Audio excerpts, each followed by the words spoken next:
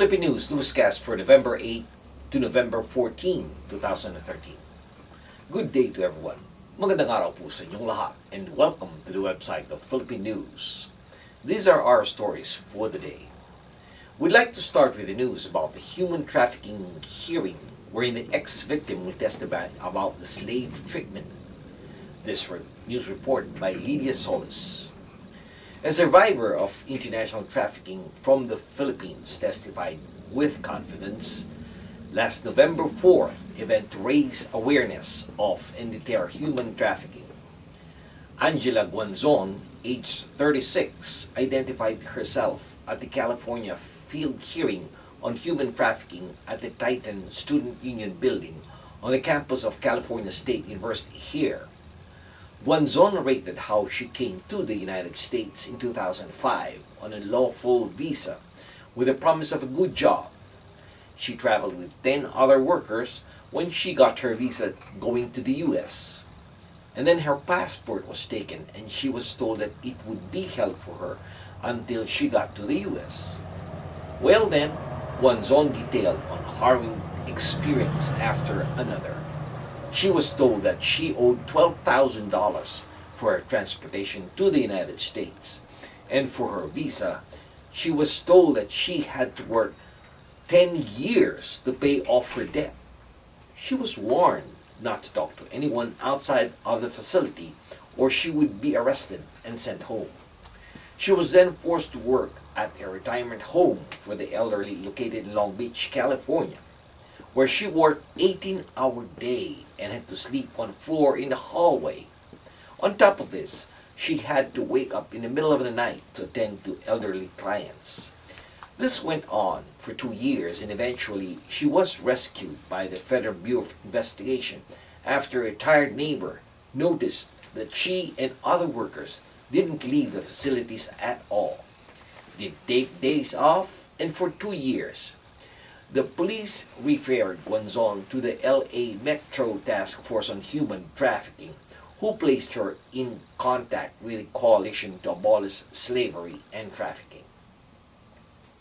Next in line is the news about the Integrated Bar, or the DAP, as cause for impeachment. This report by Sheila Manal. The Integrated Bar of the Philippines, or the IBP, said last November 5th that President Benigno Aquino may face charges and possible impeachment over the controversial release of the Disbursement Acceleration Program, popularly known as the DAP, to lawmakers. IBP President Vincent Fojas said if the Supreme Court declares DAP unconstitutional, Aquino may face technical marginalization rap, which is grounds for impeachment.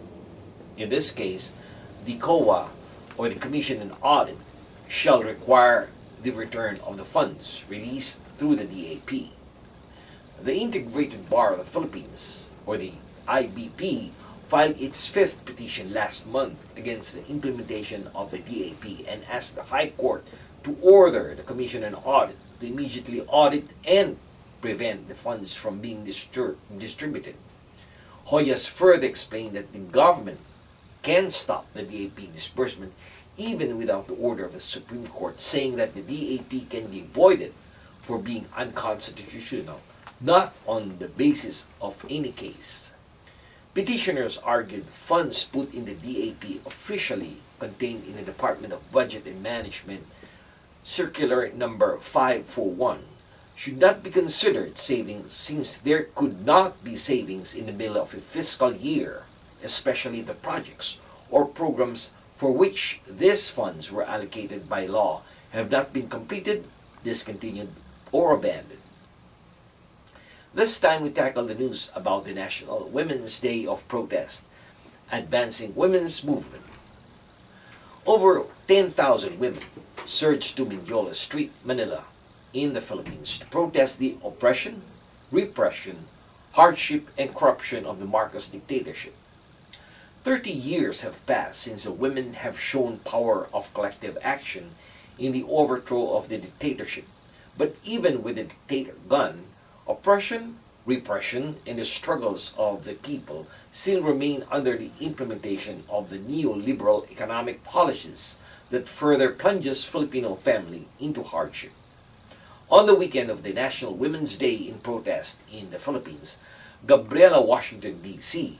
launched as the newest Gabriela USA chapter in advancing militant Filipino women's voice across the world against the explosive and repressive practices of the global imperialist system. Most of the members of Gabriela D.C. are survivors of human trafficking and are also mothers who have left their children back home to find a means to survive. All of them have been left to fend for themselves in a foreign country. Private recruitment agencies, along with loan sharks, are given free rein to victimize who are seeking dignifiable work for their families.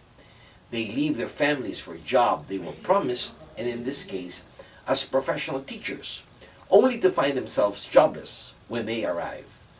And they do not find a job, they are practicing their profession. These teachers followed all the correct procedures protocoled by the Philippine government through the Philippine Overseas Employment Agency, only to find themselves, along with thousands of others scattered throughout the United States, as victims of the same private recruitment agency.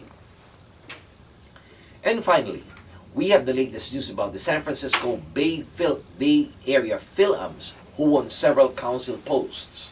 This news report by Sharika Rol Moreno. Filipino-American re-electionists on two sides of the San Francisco Bay kept their seats in the November 5th election, leaving a valuable lesson for other aspirants. West of the Bay in San Bruno and up north in Vallejo, incumbents and their supporters led celebrations shortly after results emerged. San Bruno Council member Ken Ibarra, a licensed architect, garnered 1,789 votes, or 29.1%, placing second in a field of four. First elected in 1996, Ibarra is the second most senior elected Filipino-American in the region. In the meanwhile, Vallejo Philams cemented their political power with the re-election of Jess Malgapo and elections of Rosana Verder Aliga to the City Council. Retired Navy Commander Malgapo topped the contest for the long-term council post with 6,321, or 20.3% of the votes, with 5,556 votes for a whopping 47.2%. Verder Aliga, a former county school board trustee, was the lone winner to compete in the term vacated by Erin Hannigan, who was elected in the previous race for Solano County Supervisor. And this has been your weekly news in review. This news has been brought to you by the premier Filipino-American newspaper right here in the United States, the Philippine News.